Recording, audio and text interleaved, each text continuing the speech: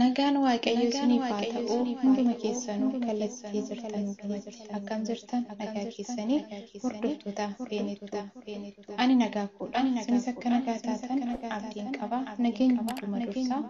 nageenyi biyya keenya keessaa ta'u biyyi keenya yoo nagaa taate nutis immoo keessa keenya gammachuu argata saba keenya yoo nagaa ta'e sabni keenya yoo bahee gale nutis immoo keessa keenya boqonnaa argata nutu qaaman irraa qabaate malee biyya keenya keessa jira saba keenya bira jira jechuudha maatii biyya keessaa qabna fira biyya keessaa qabna saba keenya lammii keenya biyya keessa jira nageenyi biyya keenya haa ta'u biyya keenyaaf nageenya haa buusu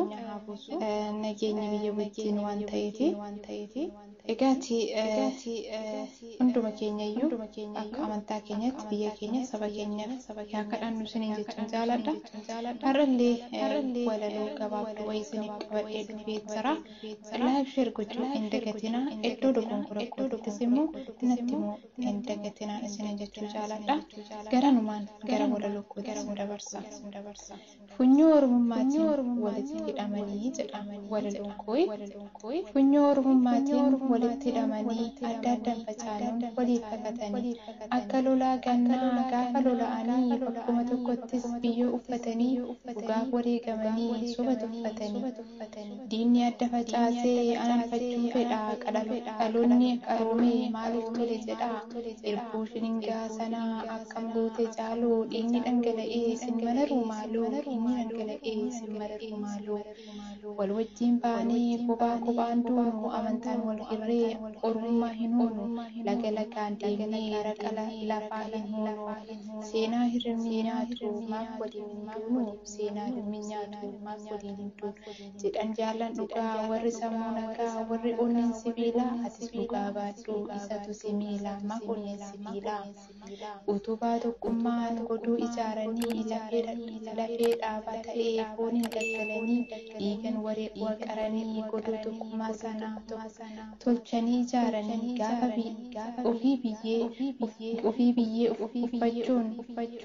biyyee baachuun biyya nuuf laatanii ofii biyyee baachuun biyya nuuf laatanii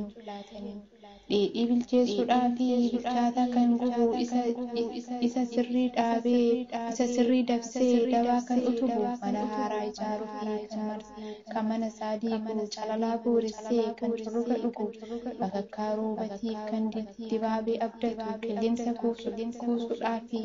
kuntaala kan baatu diraamatti aaree tiiviisa kan cabsu soba qajeelchuudhaafis inni dhugaa dabsu hammam ol utaalus eenyutu samii tuqee namni maaf gowwoomaa maaf dhugaa irraa maqee eenyutu dhagaa dhiitee miila dhagaa cabsee eenyu kan jiraatu eenyuun kan godaansisee dubbiidhama hin qabne alaltuu hagadaa waan yaadalluu hin qabne maaf nutti raagdaa bara darbuuf jedhee maaliif dhugaan dabaa eenyutu isaanii qilleensa harkaan qabaa hundinuu maraateera eenyutu fayyaa qaba hundinuu maraateera eenyutu fayyaa qaba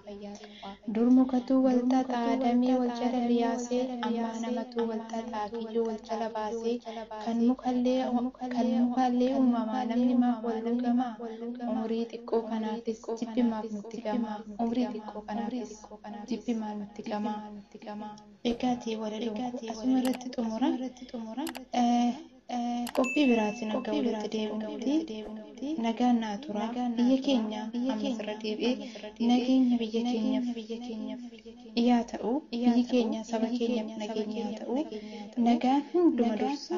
nagaan biyya keenyaaf haa ta'u nagaan saba keenyaaf haa ta'u dhiiga lola'eef waaqayyo gumaa haa baasu turtii gaarii oraadee bana.